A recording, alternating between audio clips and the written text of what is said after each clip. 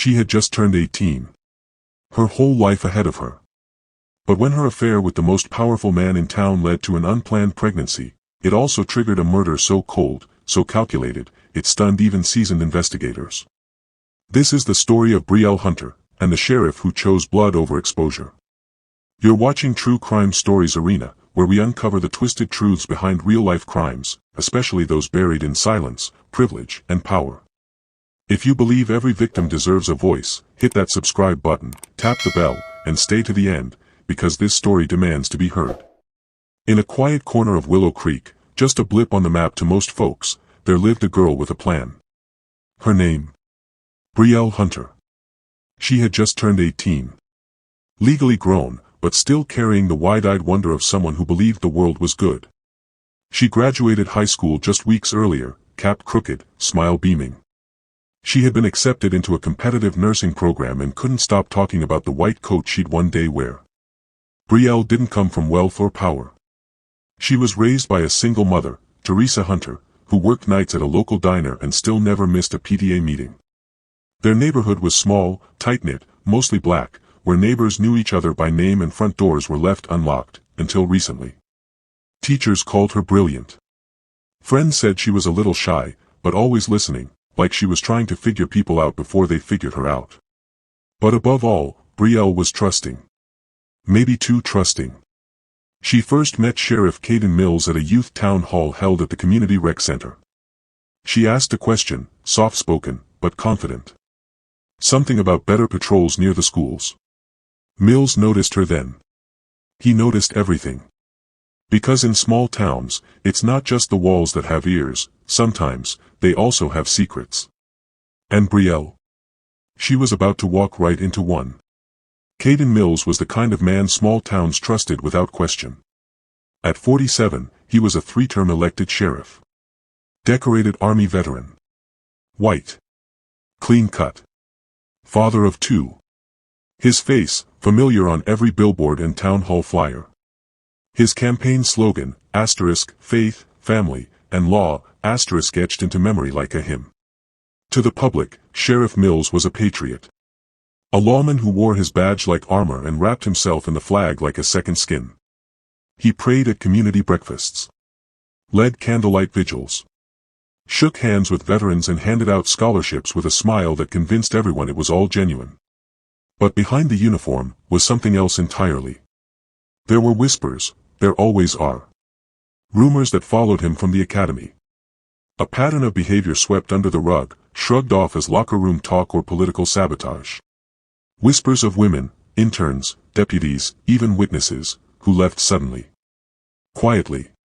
Contracts unsigned. Cases dropped. But in Willow Creek, nothing stuck to Caden Mills. Because he ran the table. As sheriff, he had complete control over local investigations. Evidence flowed through his office. Reports were rewritten. Complaints disappeared in drawers.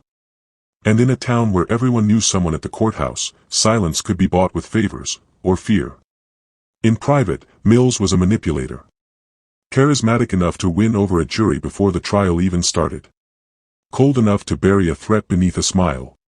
He played the long game. Studied people. Learned their weaknesses. And when he saw Brielle Hunter at that youth town hall, he didn't see a child with a future. He saw an opportunity. One more secret no one would ever believe. One more girl from the margins, black, working class, quiet, who wouldn't stand a chance against his word. Because in Willow Creek, Sheriff Caden Mills was the law. And the law doesn't interrogate itself. But even the most respected masks eventually crack. And once they do, it's not just what's behind them that's terrifying. It's how long they went unnoticed. It started with a ride. Brielle was walking home after curfew. It wasn't unusual, she hated asking her mother for a ride, especially after long shifts. But that night, Sheriff Caden Mills was the one who found her. He told her it was too dangerous to be out alone. That someone could take advantage of her. That next time, she should call him. She thanked him. Called him, sir. He smiled. Told her she was special. And just like that, the line was drawn. And crossed. Scene, a dim phone screen glows in the dark. A new message. Just checking in. You good, kiddo? The texts came next. At first, they sounded like mentorship. Concern. He'd ask how she was doing in school. If she'd eaten. If she felt safe at home. But beneath the politeness, something darker pulsed. He called her bright. Called her mature for her age. Told her she had potential. And when she opened up, about school, about loneliness, about the weight of being the responsible one, he stepped in. Not as a mentor, but as something else entirely. He offered tutoring. Brielle was skipping classes. Teachers said she seemed distracted, withdrawn. She stopped posting online. Her friends said she ghosted them. One even drove by her house, just to make sure she was okay. But she was always busy. Seeing texts on screen. You can't tell anyone about this. People won't understand. They'll think you're the one at fault. And Brielle believed him. Because she'd been raised to respect power. To assume the man in uniform knew better. She thought she was confiding in someone who cared. She didn't realize she was being groomed. Because that's how it works. Not with violence. Not at first. But with patience. With silence. With gifts disguised as favors. And affection disguised as permission. Brielle still called him, sir. But by then, he had convinced her to stop saying no. Within weeks, the relationship shifted. What started as mentorship turned into something physical. Secretive. Sexual. They met in places designed to be forgotten, cheap motels, back alleys, the far end of a county parking lot where the cameras didn't reach. By then, Mills had Brielle exactly where he wanted her. He monitored her phone. Told her when she could respond, who she should block, what to delete. He called it protection. She believed him. Because Mills wasn't just a man anymore, he was her lifeline. Her protector. Her only anchor in a world that had begun to blur. He promised her freedom. A new apartment. A life away from her mother. Said they could build something real, if she stayed quiet, if she stayed patient. And Brielle believed it. Believed that what they had was love. That the secrecy meant intimacy. That the power he held over her wasn't dangerous, it was devotion. But it wasn't love. It was leverage. It was manipulation, draped in flattery and false hope. She wasn't building a future. She was trapped in a power game she never agreed to play. And the worst part? She still thought she was winning. By the time July rolled in, their secret had already crossed the final line. The relationship, if it could be called that, turned sexual within weeks of that first ride home. No courtship. No boundaries. Just a slow erosion of consent disguised as attention. They met wherever no one was looking, distant motels, quiet parking lots, darkened backroads. Places where shame could hide, and truth couldn't breathe. To outsiders, Brielle had simply gone quiet. But in reality, she was being swallowed whole. Sheriff Mills wasn't just texting anymore. He was controlling. Dictating. Monitoring her every move. He asked for access to her phone. Said it was to protect her from rumors. Said people were watching. That she had to be careful, for his sake. And Brielle listened. She handed over her passwords. Deleted old friends. Stopped posting altogether. Because Mills had planted a seed, an illusion of escape. He promised a fresh start. A small apartment outside town. Said he was saving up. Said it wouldn't be like this forever. And in her heart, Brielle clung to that dream. Not because it made sense. But because it was the only thing that made the silence worth it. She believed she was in love. That she was chosen. That somehow, this secret, this shame, was part of something bigger. But love doesn't demand secrecy. It doesn't isolate. It doesn't groom a teenager into dependency and call it destiny. What Mills gave her wasn't affection. It was manipulation with a badge. A lie wrapped in a promise. A noose made of hope. And as he tightened his grip, Brielle didn't see a man using her. She saw a future. A future that, tragically, never had a chance to exist. It was no longer about affection. It was about fear. At first, it had been flirtation wrapped in mentorship. Then came control. And now, came threats. Brielle had started recording things. Not because she thought it would save her, but because part of her knew, deep down, that she might not get the chance to tell her story herself. In one recording, his voice is calm, deliberate. You tell anyone, and I'll make you disappear. Not angry. Not desperate. Just certain. Sheriff Caden Mills didn't yell. He didn't need to. He had the power. He was the system. He started showing up unannounced. Not in uniform. Not on duty. Just there. Watching. Reminding her that escape wasn't an option. He controlled the narrative. Controlled her phone. Knew where she lived. Where her mother worked. Who her friends were. Brielle finally broke the silence. She whispered the truth to her best friend one night, her voice trembling through a cracked phone speaker. If anything happens to me, it was him. Her friend begged her to go to the police. Report him. Say something, anything. But Brielle's answer was hauntingly simple. He is the police. Every step she took, he was a shadow behind it. Every thought of leaving was met with the cold memory of his threats. She wasn't in a relationship. She was in a cage, with invisible bars made of fear, shame, and silence. And the deeper it went, the clearer it became. Sheriff Caden Mills didn't just want her compliance.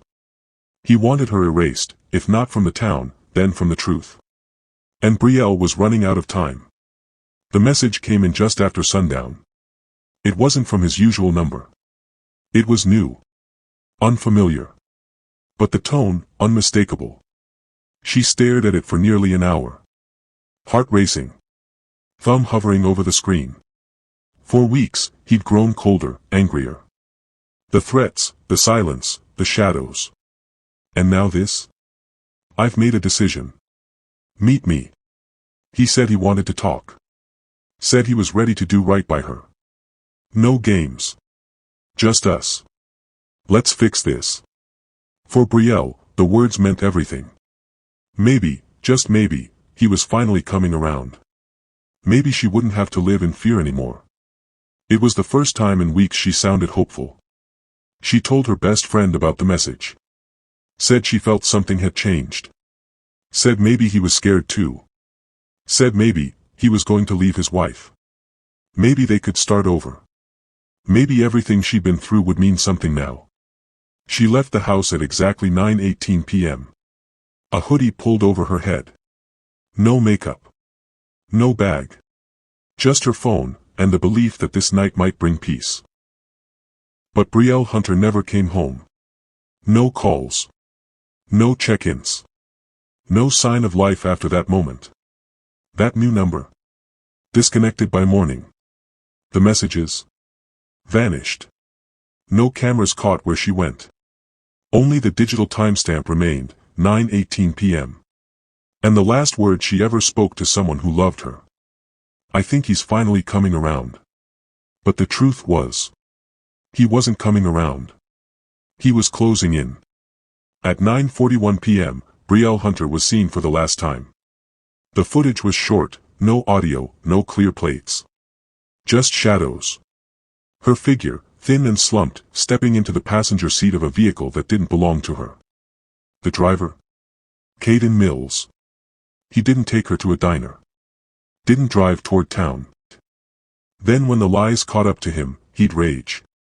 Brielle begged him to understand. To let her go. To be the man she believed he once was. But Caden Mills didn't believe in letting go. Not when the stakes were this high. One gunshot cracked through the woods. Neighbors nearby said they thought it was a firework. No one called it in. And then came the gasoline. The slosh. The smell. The hiss as it coated leather and flesh. He struck a match. Dropped it. And watched her disappear into flame. Because fire, unlike a girl's voice, doesn't talk back. At 6:17 a.m., a hunter reported smoke from a trail near the old service road. When firefighters arrived, they found a burning vehicle, still hot to the touch. The fire had done its job. No license plate. No clothing. No phone. Just scorched metal, blackened glass, and the kind of heat that tries to erase a story. But it didn't. Because inside the glove box, beneath layers of ash, something remained. The name at the top corner, Brielle Hunter. She hadn't told anyone. Not even her best friend. But she was pregnant. And that one surviving image? It told everything Mills tried to burn. The remains inside the car were sent to the state lab. Forensics had no skin to work with. No fingerprints. But the teeth, they were enough. 2 days later, the call came in. It was her. Dental records confirmed what everyone feared. The girl with a plan. The one who called him, sir. Had become unrecognizable, except by her smile. The last call Brielle ever made? 8:57 p.m. To Caden Mills. There were no texts after that. No pings. No alibis. But for the first time, something stuck. Not even fire could hide the truth forever. Brielle was gone. But the evidence was just beginning to speak. The fire was supposed to be the end of Brielle's story. But instead, it was the beginning of something else. Investigators had little to work with: burned metal, scorched earth. But ashes don't lie. And neither do digital footprints. When Brielle's name was confirmed through dental records, detectives began to dig. They started with her phone log. Then her social media activity. Then, the friend. The one she trusted with her final words. That friend brought everything. Voice memos. Screenshots. Texts.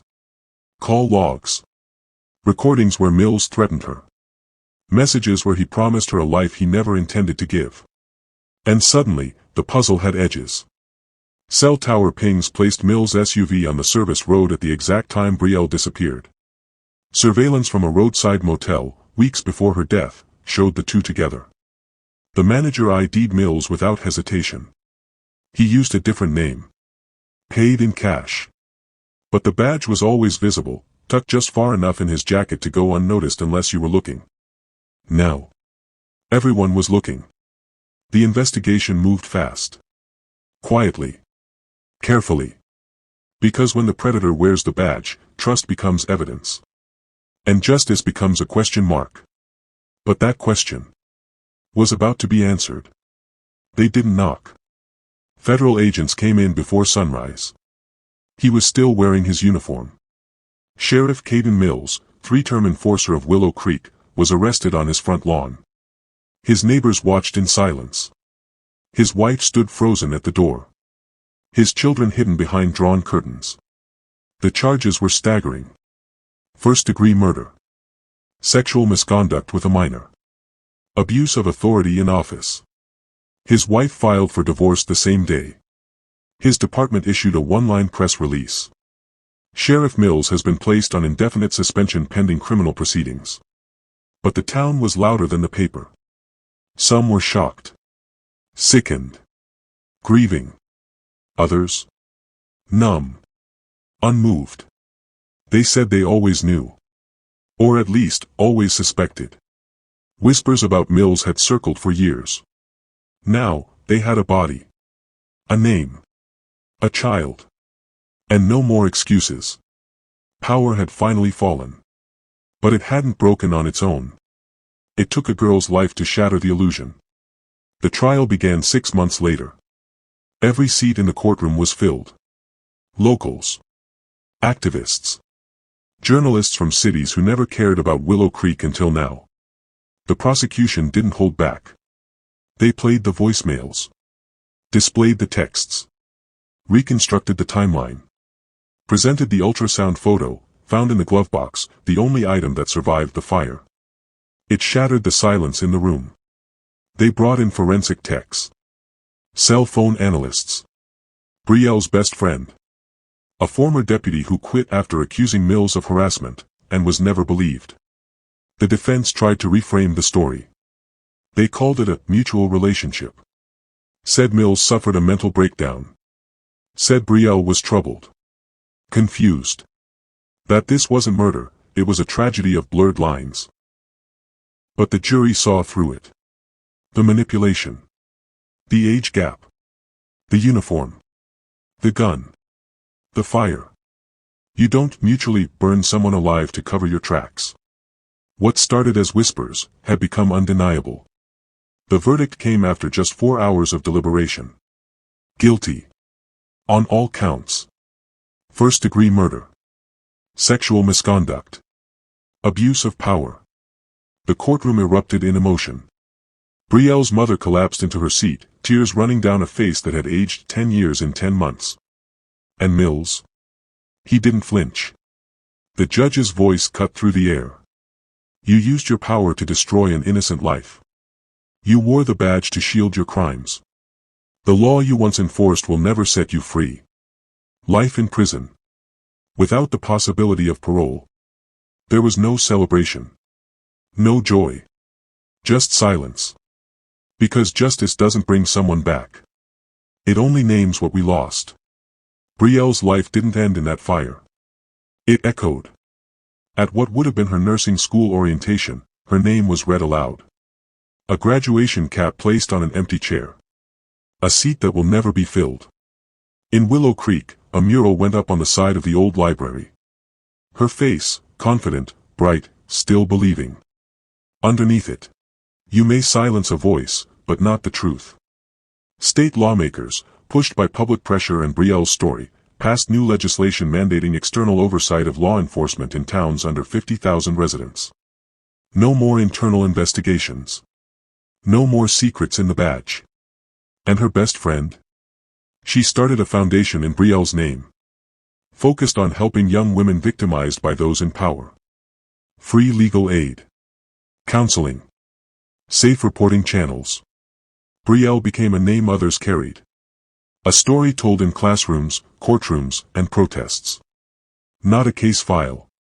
Not a cautionary tale. A catalyst. Brielle was young. But not naive. She believed in love.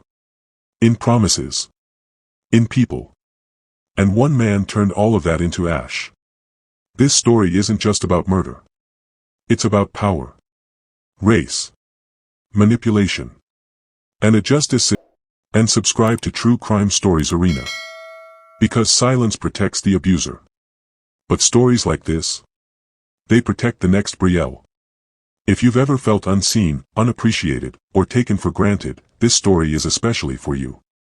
Because sometimes, life reminds us, in the most unexpected ways, that we all deserve to be loved, chosen, and respected.